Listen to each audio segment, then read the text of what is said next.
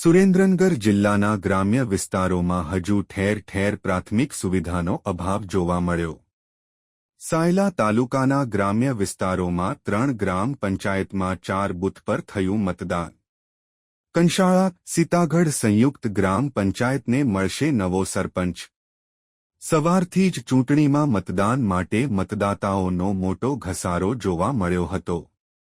સુરેન્દ્રનગર જિલ્લાના સાયલા તાલુકાના કંશાળા અને સીતાગઢ ગામે મતદાન મથકે શાંતિનો માહોલ જોવા મળ્યો। કંસાળા અને સીતાગઢ સંયુક્ત ગ્રામ પંચાયતમાં તરીકે 2 યુવાનોએ ઉમેદવારી નોંધાવી। 2 વર્ષથી વહીવટી શાસન ચાલતું હતું, જ્યારે લોકોમાં ઉત્સાહ અને આનંદનો માહોલ જોવા મળ્યો।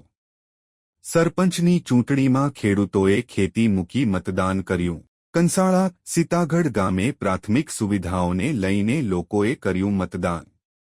ગ્રામ્ય વિસ્તારોમાં સવારથી બપોર સુધી આશરે 55% જેટલું સુધી મતદાન નોંધાયું હતું। સુરેન્દ્રનગર પોલીસ મતદાન મથકે ગ્રામ્ય વિસ્તારમાં ચુસ્ત પોલીસ બંદોબસ્ત ગોઠવી દેવામાં આવ્યો હતો।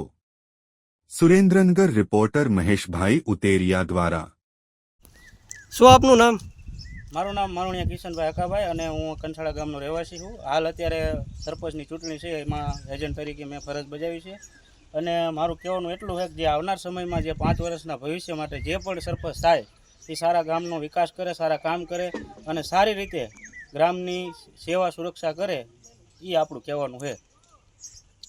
તમારે જે સંયુક્ત ગ્રામ પંચાયત સીતાગઢ અને કંસાળા જે સંયુક્ત ગ્રામ પંચાયતે જે 2 વર્ષથી શાસન ચાલી રહ્યું હતું વહીવટ દ્વારા, તો તમારે કેવી લાગણી છે? અમારે બહુ મુશ્કેલી થઈ। અમારે ઘણા બધા પાણીના પ્રશ્ન, રોડ રસ્તાના પ્રશ્ન, અમુક જે કાંઈ બનાવ બને આડાવડા હાથે ઘણું બધી પ્રોબ્લેમ થયા છે।